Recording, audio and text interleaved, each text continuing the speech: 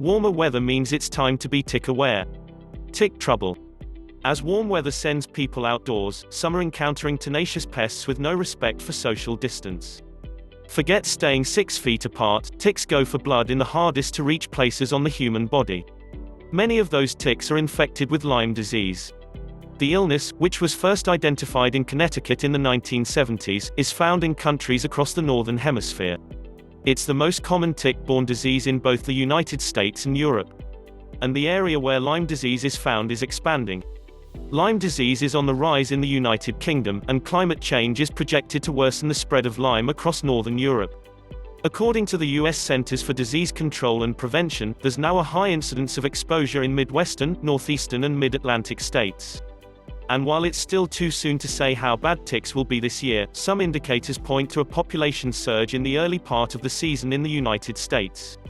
Reported sightings of ticks via the University of Rhode Island's crowdsourced Tick Spotters survey were up 80% in March over last year. It doesn't necessarily mean the tick population increased by that much. The program's director, entomologist Thomas Mather, you can call him the tick guy, said the increase could reflect higher numbers of ticks, people spending more time outside, or a combination of the two factors. The tick population is likely to fluctuate throughout the season anyway, said Mather, who is a professor in the Department of Plant Sciences and Entomology at the University of Rhode Island. What we see in real time isn't always a good prognosticator for what could be happening a month or 2 months from now. By April and May, reports were closer to what Mather saw in 2019. But even if tick numbers hold steady for the rest of the warm weather months, encounters with the tiny arachnids will remain a serious issue. Not only can ticks carry Lyme disease, they may bring other illnesses as well. When left untreated, some of these can be deadly for both humans and pets. And as sunny days send people outside to breathe fresh air amid the pandemic, the risk of contracting a tick-borne disease or infection goes up wherever ticks can be found. Here's what you need to know about staying tick-safe this year. What are the most serious tick-borne illnesses? Worrying about the coronavirus pandemic doesn't mean other threats have gone away. There are numerous tick-borne pathogens that are on the rise, said Alison Gardner, a medical entomologist and assistant professor of arthropod vector biology at the University of Maine. Gardner noted that the United States contends with the parasitic infection babesiosis. It's also found in Europe. The bacterial disease anaplasmosis is a major issue in the United States as well, and has become a more serious threat in the last 2 decades. More than 6,000 cases were reported to the CDC in 2018, up from 348 cases in 2000, when data for the disease were first collected. As with Lyme disease, early symptoms of anaplasmosis include fevers, chills, headaches and muscle aches. Antibiotics are effective against anaplasmosis, but if left untreated, the disease can be fatal. Those with compromised immune systems are at especially high risk. In Europe, the viral tick-borne encephalitis is a problem, with 3,092 confirmed cases in European Union countries in 2018. There is an effective vaccine against the disease, which can cause fevers, headaches, paralysis and convulsions. Other tick-borne diseases in Europe include tick-borne relapsing fever, Crimean Congo hemorrhagic fever and Mediterranean spotted fever. The most common tick-borne danger in both the United States and Europe, however, is still from Lyme disease. And the vast majority of cases may go undetected. Some 30,000 Lyme disease diagnoses are reported to the CDC each year, but the agency estimates that actual cases in the United States may be 10 times higher than that. A 2016 report in the Journal of Public Health estimated 85,000 annual cases of Lyme in Europe, noting that reporting is inconsistent and that many of these cases are likely undiagnosed. Early symptoms of Lyme disease include fever, chills, headache, muscle aches and a distinctive bull's-eye rash that expands from the bite itself. Though a rash is a well-known sign of the infection, it occurs in 70% to 80% of cases. If left untreated, Lyme disease symptoms can eventually worsen to include facial palsy, heart palpitations and severe joint pain. Stay tick-safe in the outdoors. Gardner, the University of Maine medical entomologist, spends her days in the field dragging a light-colored cloth through tick habitats. The ticks grab onto the fabric, where their dark bodies show up clearly. That's a research trick you can adapt to protect yourself. Light-colored clothing can make it easier to spot the ticks on you, said Gardner, whose work puts her in frequent close contact with the tiny creatures. Other ways to protect against ticks include tucking pants into socks. Since ticks crawl up from the ground, this makes it easier to spot them before they slip beneath your clothes. Treating clothing and shoes with the insecticide permethrin can be effective too, especially when combined with a DEET-containing insect repellent used on the skin. There are also ways to protect the area outside of your home against ticks.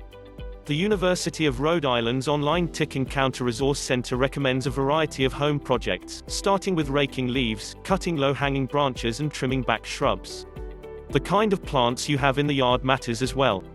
Studies in the United States have found especially high tick numbers in place with the invasive plants Japanese barberry and bush honeysuckle, both of which were introduced as ornamentals.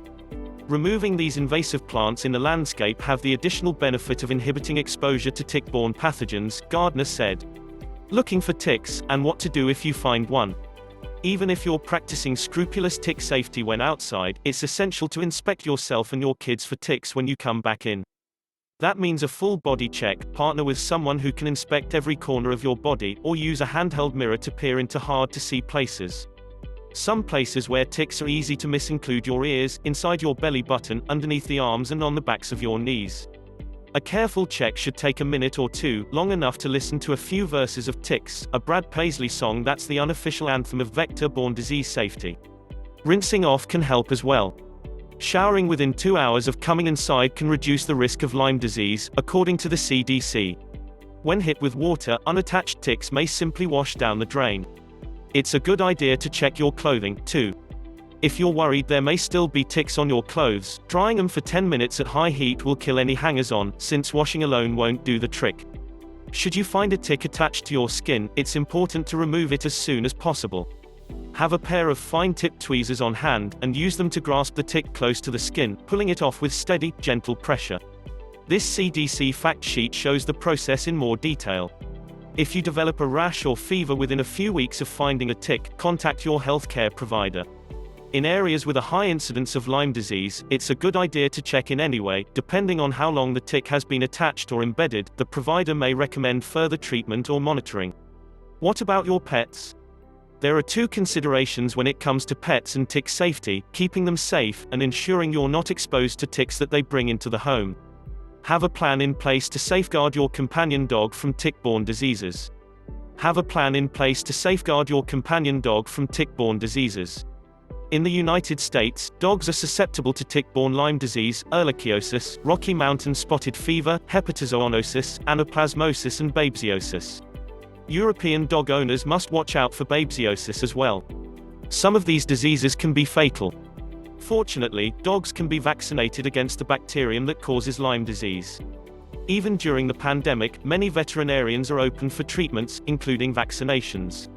For protection from other threats, the University of Rhode Island's Tick and Counter recommends combining the vaccination with additional tick preventative treatments.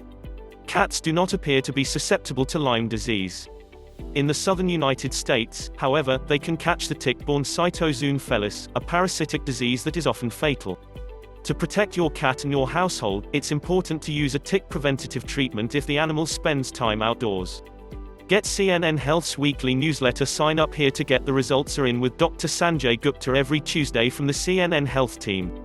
For both cats and dogs, as with people, a thorough visual check is also a good way to screen for ticks. Read CDC tips for removing ticks from pets here. It's a habit that will protect your pet, while also preventing the arachnids from attaching to a vulnerable human food source, you. Thank you for watching this video. Stay tuned for the next video. Have a great day.